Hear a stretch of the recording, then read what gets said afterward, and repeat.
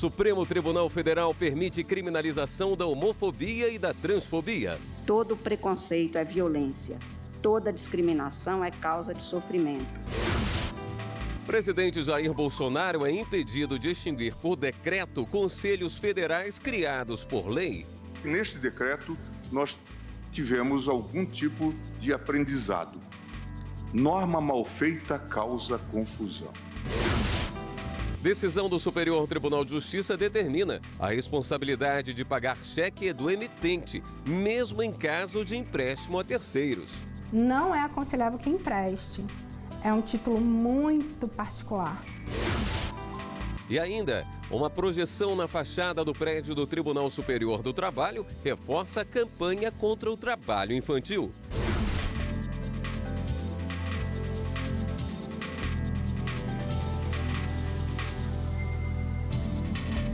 Olá, boa noite. O Supremo Tribunal Federal impediu o presidente da República de extinguir conselhos federais criados por lei.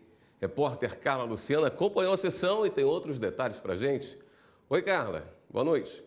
Olá, William. Boa noite para você. Boa noite a todos que nos acompanham. E olha só, o plenário do STF julgou um pedido de liminar, ou seja, uma decisão provisória que veio junto a esse pedido com a ação proposta pelo Partido dos Trabalhadores. O PT questionava um decreto assinado em abril pelo presidente Jair Bolsonaro. No texto desse decreto havia a possibilidade de extinção de conselhos, comissões, fóruns e outros colegiados da administração pública federal de todo o país. O julgamento deste caso começou durante as sessões que tivemos ontem, tanto pela manhã quanto pela tarde. E aí o resultado ficou assim: por unanimidade, os ministros concluíram que o presidente da República está proibido de extinguir aqueles conselhos que foram criados por meio de leis. Só que aí veio uma discussão sobre aqueles conselhos criados por decretos ou por portarias, por exemplo. Poderiam ser extintos, então, com este decreto? E aí o resultado foi por maioria de votos, 6-4. Os ministros consideraram que o presidente da República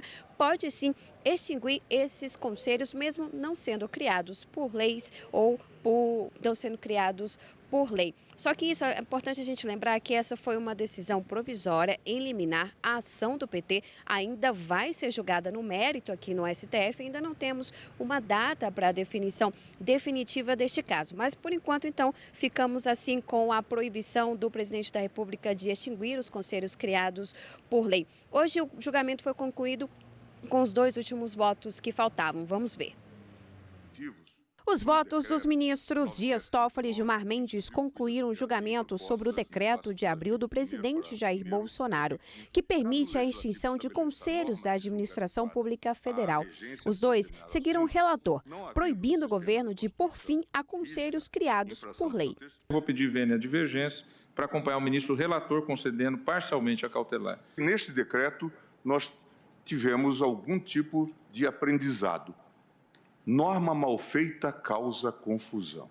É quase que inevitável a edição de novo decreto para esclarecer as situações de perplexidade que já graçam na esplanada dos ministérios e em todos os lugares.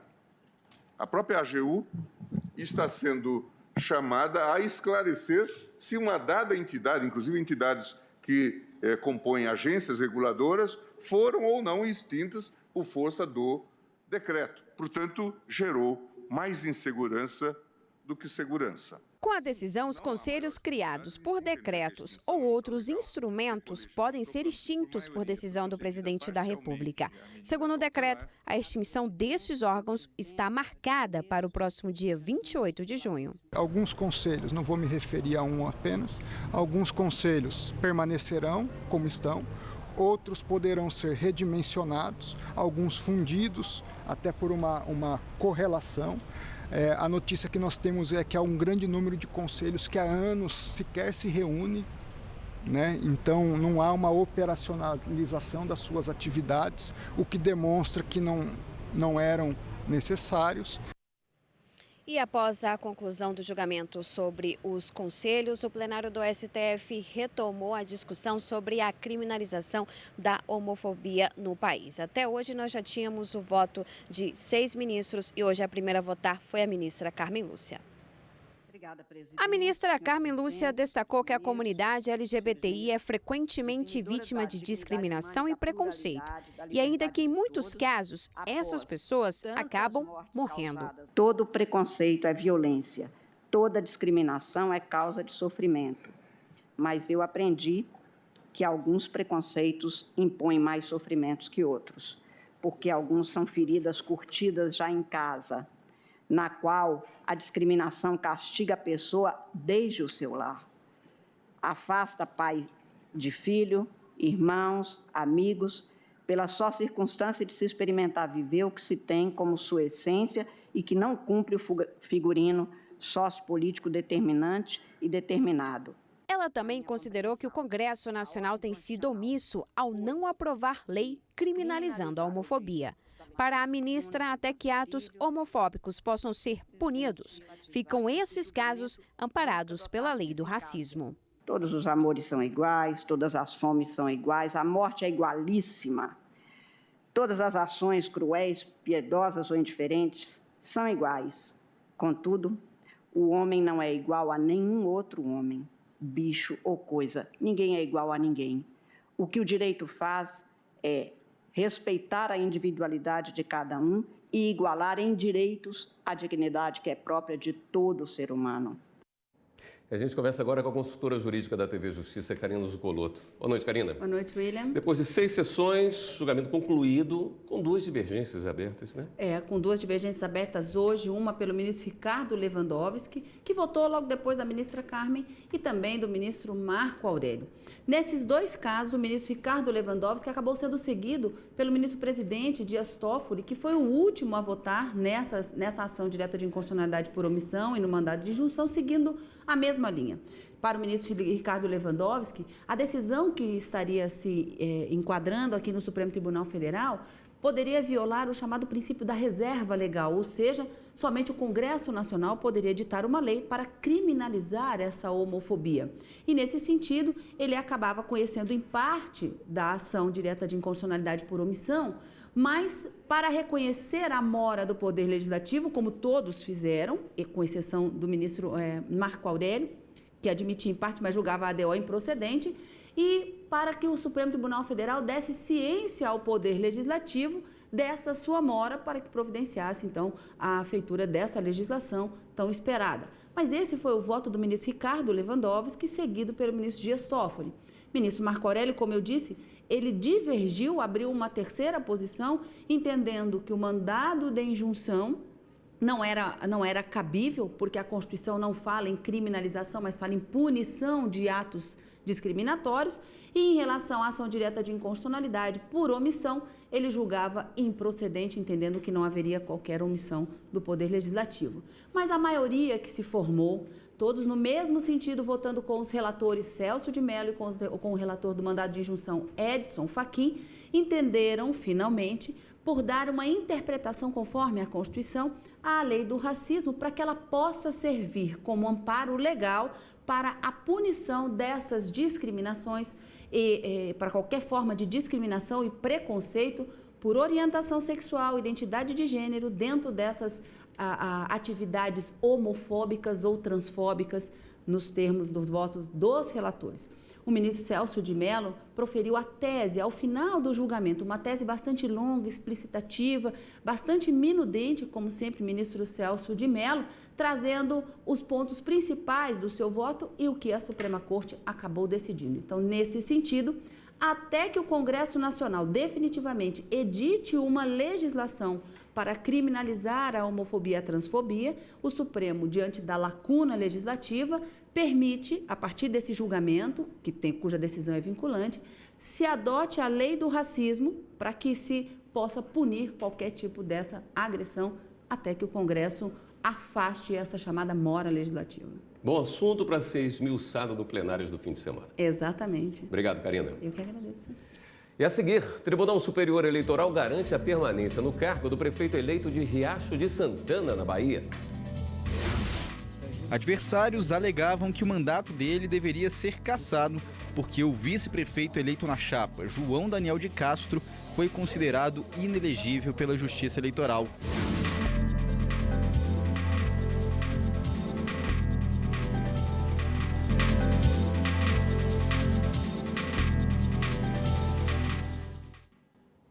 O Tribunal Superior Eleitoral manteve no cargo o prefeito eleito da cidade de Riacho de Santana, na Bahia. Veja esse e outros destaques da sessão plenária do TSE. Adversários alegavam que o mandato dele deveria ser cassado porque o vice-prefeito eleito na chapa, João Daniel de Castro, foi considerado inelegível pela Justiça Eleitoral.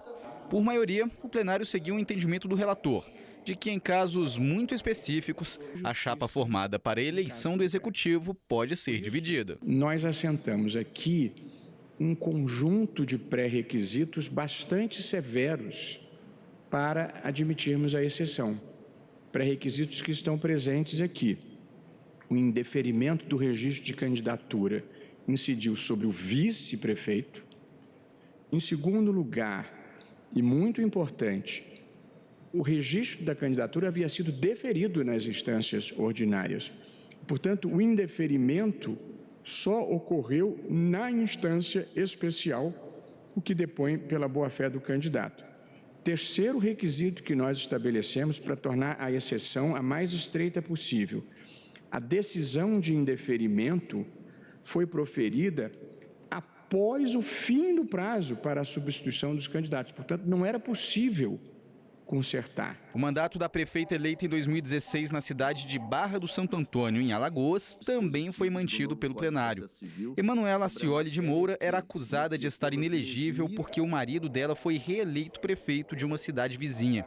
Mas os ministros entenderam que a reeleição do marido não trazia inelegibilidade para a política. A responsabilidade de pagar o cheque é do emitente, mesmo nos casos de empréstimos a terceiros. A determinação é do Superior Tribunal de Justiça. Um pedido, às vezes, difícil de negar, quando um amigo pede um cheque emprestado. Em alguns casos, a ajudinha pode virar uma enorme dor de cabeça. Foi assim com esta servidora aposentada. É um constrangimento, né? Quando você vê, seu nome está negativado.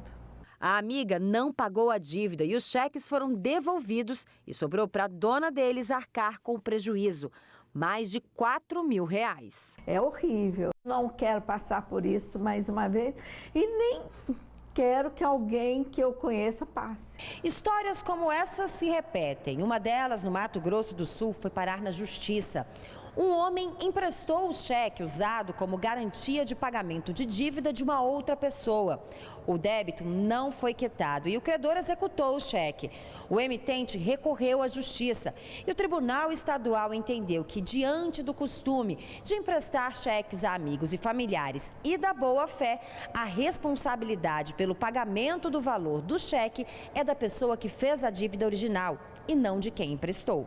O credor recorreu ao STJ. A relatora, a ministra Nancy Andrighi, destacou que o princípio da boa-fé objetiva não exclui o dever de garantia do emitente do cheque, conforme artigo 15 da Lei 7.357, a chamada Lei do Cheque. A relatora votou pela condenação do emitente ao pagamento do valor escrito no cheque e afirmou ainda ser possível a ação de regresso do correntista contra o devedor para reaver o valor por ele pago. Todos os ministros da terceira turma seguiram o voto da relatora. A advogada explica que alguns cuidados podem ser tomados ao se emprestar cheque, a fim de evitar prejuízos. Não é aconselhável que empreste. É um título muito particular, né? Então não é aconselhável de fato que empreste, mas se emprestar, que tenha essa cautela de fazer um contrato de mútuo com a pessoa tomadora do empréstimo por meio de cheque e de colocar a cláusula não à ordem para limitar a circulação do cheque. O presidente da República, Jair Bolsonaro, cumpriu hoje uma determinação judicial. Ele publicou nas redes sociais uma nota com pedido de desculpas à deputada federal Maria do Rosário, do PT do Rio Grande do Sul. A Justiça também determinou o pagamento de indenização por danos morais. Bolsonaro foi condenado por ter afirmado em 2014, quando ainda era deputado federal, que Maria do Rosário não merecia ser estuprada porque ele a considera muito feia. Para chamar a atenção ao combate do trabalho infantil, o Tribunal Superior do Trabalho projetou mensagens sobre o tema na fachada do edifício sede em Brasília.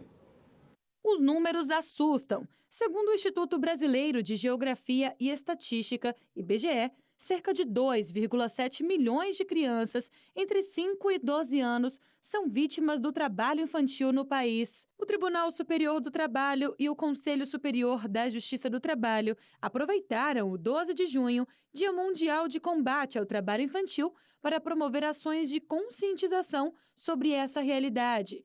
Mensagens sobre o tema foram projetadas no prédio sede do tribunal em Brasília. Entre elas, a hashtag Brasil Sem Trabalho Infantil, que ganhou força na internet após a Justiça do Trabalho promover um tuitaço. O presidente do Tribunal Superior do Trabalho, ministro Brito Pereira, destacou a importância de alertar e conscientizar a sociedade sobre o problema. O trabalho infantil adoece as crianças, atrasa o desenvolvimento das crianças e isso é um mal que vai se projetando até na própria família. Uma criança que trabalha em condições difíceis, ele pode não suportar o peso daquilo que ele carrega, ele pode estar sujeito a algum tipo de contravenção, ele pode estar exposto nas ruas. Então nós temos que ver que o trabalho infantil, ele é proibido pela Constituição Federal. A Lei 10.097 de 2000, conhecida como Lei da Aprendizagem, proíbe o trabalho de menores de 16 anos de idade, exceto na condição de aprendiz, a partir dos 14 anos. Todas as empresas de médio e grande porte devem contratar de 5% a 15% de aprendizes. A inserção dos jovens no mercado de trabalho é feita em parceria com escola e um centro de integração. Você vai ver a seguir. Supremo Tribunal Federal e Ministério da Justiça firmam um pacto para combater a violência contra crianças e adolescentes.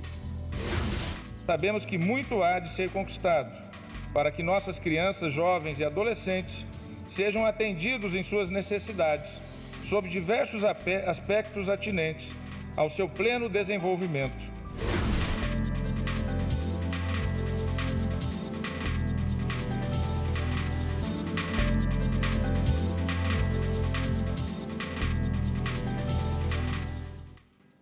O presidente do Supremo e o ministro da Justiça assinaram o Pacto de Proteção aos Direitos da Criança e do Adolescente vítimas ou testemunhas de violência. O pacto garante a implementação da Lei 13.431 de 2017. A legislação estabelece um sistema de garantia de direitos das crianças e adolescentes. O foco são as vítimas ou testemunhas de violência. O caminho é longo, exige esforço, consciente e perseverança, pois sabemos que muito há de ser conquistado para que nossas crianças, jovens e adolescentes sejam atendidos em suas necessidades, sob diversos aspectos atinentes ao seu pleno desenvolvimento, à plena proteção física, psicológica e moral, bem como a defesa contra toda forma de negligência, discriminação, exploração, violência, crueldade e opressão. A política pública envolve educação, saúde e cidadania. A parceria é do Conselho Nacional de Justiça com o Ministério da Justiça e Segurança Pública. Nós precisamos construir protocolos nacionais unificados no que diz respeito ao tratamento outorgado à criança e adolescente que, vítima de maus tratos, vítima de qualquer espécie de violência, se vê chamada a revelar os fatos. O principal objetivo é prevenir que crianças e adolescentes vítimas ou testemunhas de violência voltem a sofrer abusos e também intensificar o cuidado com a primeira infância. Temos aqui um objetivo em comum: coibir a violência contra crianças e adolescentes. Tenho certeza de que hoje damos mais um passo nessa direção. De acordo com a Procuradoria-Geral da República, mais de 1 milhão de menores de idade já sofreram algum tipo de violência no país. O número alarmante reforça a necessidade de um pacto como este. Esta pesquisa apontou que essa violência é mais frequente entre crianças de 9 a 11 anos e também entre crianças negras. No ambiente escolar, 1/3 dos estudantes dessa faixa etária afirmou ter sofrido violência direta ou violência urbana. O sistema de garantia de direitos também vai oferecer atendimento especializado. A ideia é que as dores das agressões não sejam revividas por essas vítimas. Muito há de ser feito, em especial, o estabelecimento de fluxos adequados de atendimento e de colheita de depoimento especial, a construção de normativas em todas as áreas das políticas públicas, hoje representadas pelas dignas autoridades que se encontram neste evento. O Judiciário da Paraíba discute recomendações do Conselho Nacional de Justiça para padronizar procedimentos na área de execução penal no Estado. 10 recomendações que irão compor o provimento número 1/2019 do TJPB, que dispõe sobre a política de gestão de riscos do Poder Judiciário do Estado da Paraíba, foram analisadas por juízes das varas de execução penal, que compõem o GMF, Grupo de Monitoramento e Fiscalização do Sistema Carcerário do Tribunal. Importantes encaminhamentos foram definidos, a exemplo da parametrização das audiências de custódia. Nós precisamos lembrar, enquanto sociedade, que quando uma pessoa comete um delito, comete um crime, ela passa a ser privada de liberdade e não de todos os outros direitos.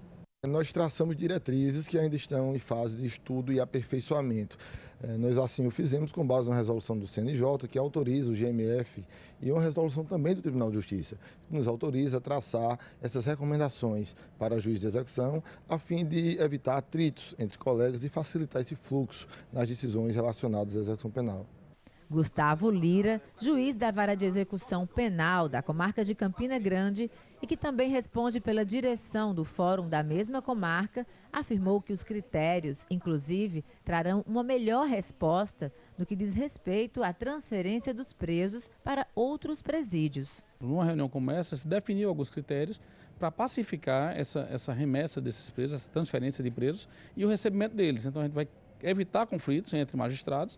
A coordenadora dos mutirões carcerários da Paraíba e titular da primeira vara mista da comarca de Santa Rita, Lilian Cananeia, acredita que as recomendações avaliadas trarão visíveis melhorias ao sistema carcerário no âmbito estadual. Vai surtir grande efeito e vai ser um progresso em relação à execução penal aqui na Paraíba.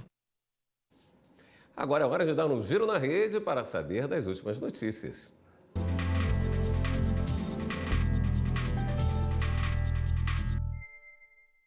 Vamos então à redação do Jornal da Justiça falar com a repórter Viviane Novaes, que tem as novidades para a gente. Oi, Viviane. Boa noite. Oi, William. Boa noite para todo mundo. A gente começa o giro com uma notícia aqui de Brasília. O Superior Tribunal de Justiça recebeu denúncia contra 5 conselheiros do Tribunal de Contas do Estado do Rio de Janeiro por organização criminosa, corrupção e lavagem de dinheiro. Em março de 2018, os conselheiros Aloísio Neves Guedes, Domingos Inácio Brazão, José Gomes Graciosa, José Maurício de Lima Nolasco e Marco Antônio Barbosa de Alencar foram denunciados pela Procuradoria-Geral da República por fazer parte de um esquema criminoso de recebimento de propina. O grupo desviava valores de contratos firmados com o Estado do Rio que deveriam ser fiscalizados pelo Tribunal de Contas. O STJ também votou para que os conselheiros fiquem afastados da função até o fim da ação penal. Agora vamos para Minas Gerais. O Tribunal de Justiça condenou a FIFA e o Comitê Organizador Brasileiro da Copa do Mundo a reembolsar o Estado em nada menos do que 38 milhões de reais. Isso por causa de estruturas temporárias que foram montadas para a Copa das Confederações em Belo Horizonte, em 2013, e que foram desfeitas pouco depois de um mês do fim do evento. Segundo o Ministério Público, essas estruturas foram usadas pela FIFA para a comercialização de negócio privado com lucro elevado e não atenderam a população. Outra notícia de Minas, o Superior Tribunal de Justiça decidiu que o julgamento da ação popular de 4 bilhões de reais sobre a tragédia de Brumadinho deve ser feito pela 17ª Vara Federal de Belo Horizonte. A ação tinha sido ajuizada em Campinas, no estado de São Paulo. Na tragédia, em janeiro passado, 235 pessoas morreram e 35 estão desaparecidas.